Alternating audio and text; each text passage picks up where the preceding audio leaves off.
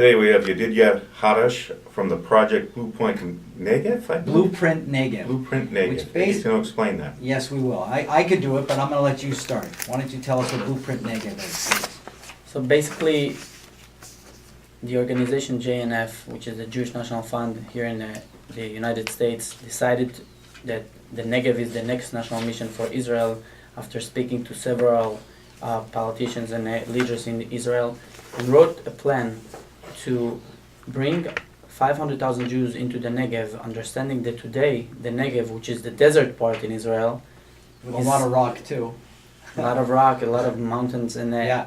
has 60% of the land of Israel with only 5% of Jewish population. Right. And today in Israel, if a young man wants to get married and buy a house in the area between Tel Aviv, Jerusalem, or Haifa, which is where 75% of the population lives, he can't. He needs to bring from home at least $350,000, which most Israelis don't have, especially if they're in their young age, in their mid-20s.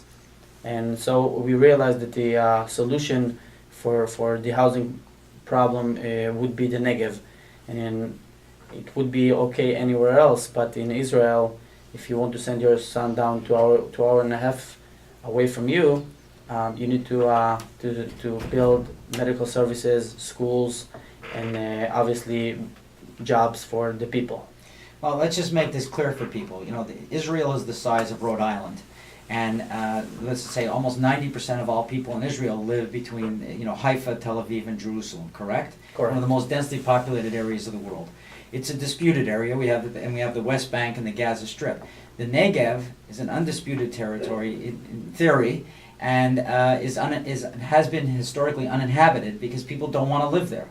So what we're trying to do is create since there's too many people living in the cities and there's not enough room and people can't afford to live there, you're trying to create a whole new generation of communities for people to live in and bring up their families. Correct, and there is a reason why the first Prime Minister of Israel, David Ben-Gurion, said that the nation of Israel will be tested in the Negev. Now, if Israel's been around a long time now, I'm glad to say, or not long enough, but hopefully even longer, there's a reason why people hadn't been in the Negev. It's not easy to build communities in the Negev, and you've had to work with a lot of private industry, nonprofits, and government and bring them together. And that's a leadership job in itself, to bring these people together. And I assume in Israel it can be as or more difficult than in a lot of other countries. You want to talk about that a little bit too?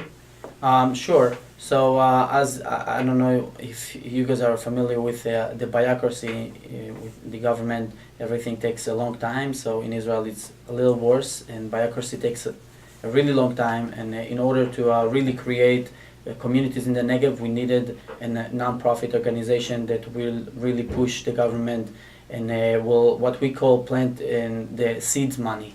And JNF really came into Beersheba, for example, that they had a negative migration for we were 200,000, which was the population of the city. We were down to 187. Now we're back again to 200,000.